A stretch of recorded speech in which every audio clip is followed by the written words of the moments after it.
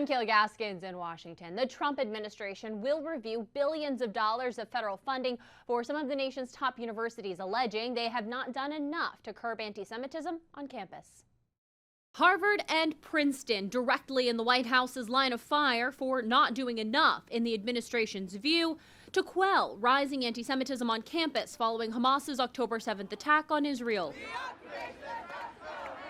$210 million of federal funding now suspended for Princeton. And for Harvard, $9 billion of federal grants and contracts are under review. These institutions have proven themselves incapable or unmotivated to correct their course and to get back to their core mission. Education Secretary Linda McMahon writing on X, Harvard has served as a symbol of the American dream for generations, and it must restore itself to a campus dedicated to academic excellence and truth-seeking, where all students feel safe.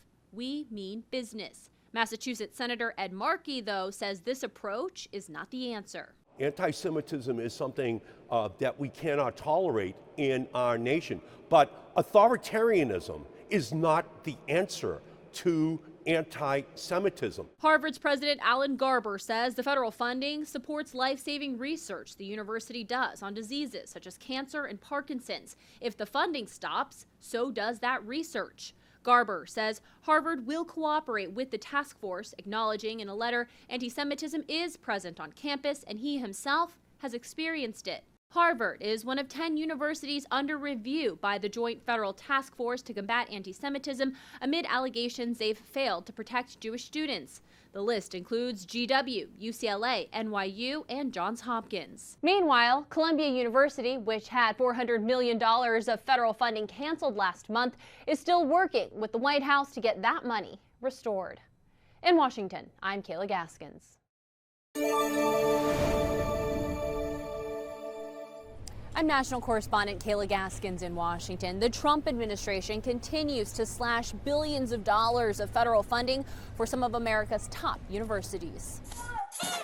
The White House freezing more than $1 billion of federal funding for Cornell University, along with another $790 million for Northwestern. Both schools face investigations by the Department of Education into allegations of anti-Semitism on campus since Hamas's October 7th attack on Israel.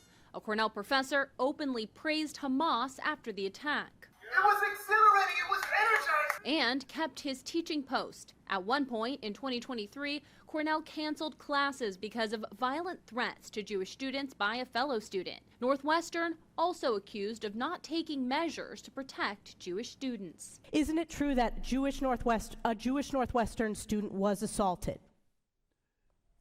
So I want to question the premise of your question. No. I'm asking the questions. Isn't it true that a Jewish student was verbally harassed and stalked to Hillel?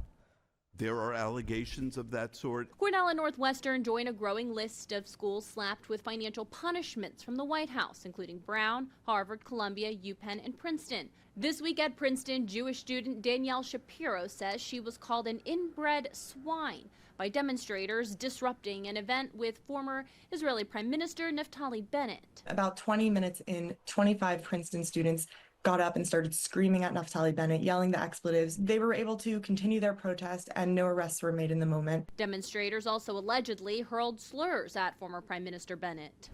Meanwhile, university is figuring out how to respond. Columbia conceded to the list of demands by the Trump administration and received massive backlash from many in the academic community. One of those critics, the leader of Princeton University, who says they will not make such concessions.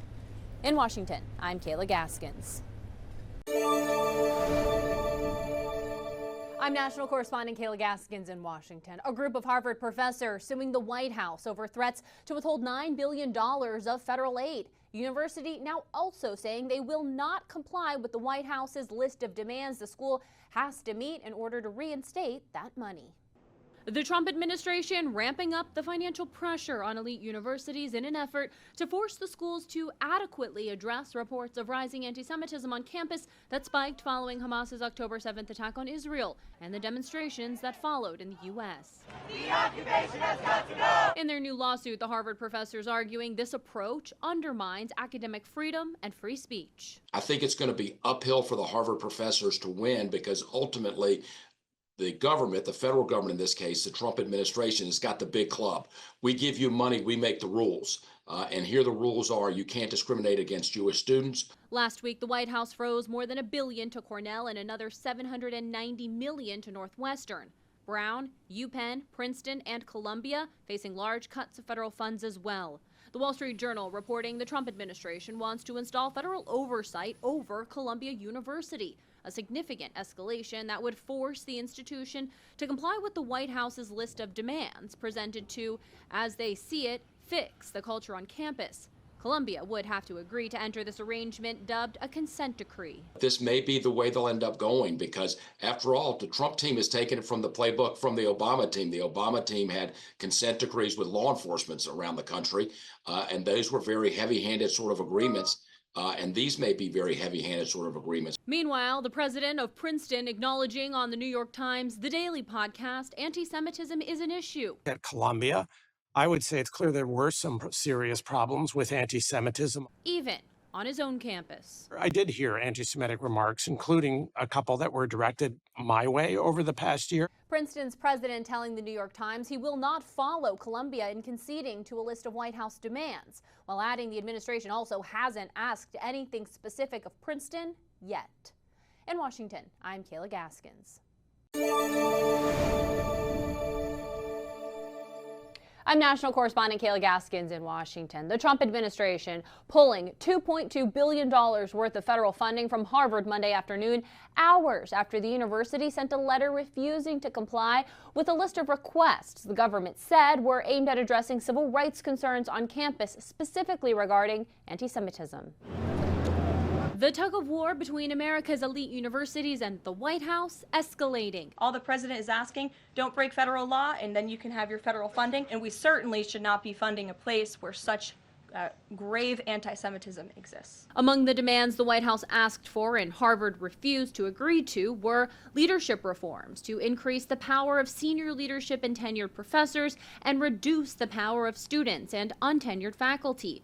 Also, merit-based hiring reforms to do away with hiring preferences based on race, color, gender, or religion, and international admissions reform to prevent admissions of students hostile to American values with ties to terrorism organizations, and finally, a discontinuation of DEI programs. President Trump has long taken issue with elite universities he argues push a far-left worldview and silence conservatives. In a Truth Social post Tuesday, Trump suggested Harvard should lose its tax-exempt status and be taxed as a political entity if it continues to push political ideologies. In a dozen different ways, these universities are subsidized by taxpayers. Although Harvard has a $53 billion endowment, much of that bucket is strapped with red tape and inaccessible for routine operating costs.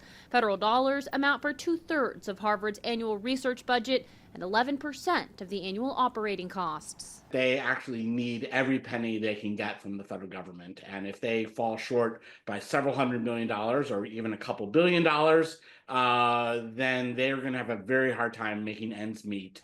Because of the heavy research conducted at Harvard, it's actually more dependent on federal dollars than other Ivy League schools like Princeton. Harvard's leadership is already exploring ways to make up for a massive loss of federal funds. Experts say, though, it will take a total restructuring of operations. In Washington, I'm Kayla Gaskins.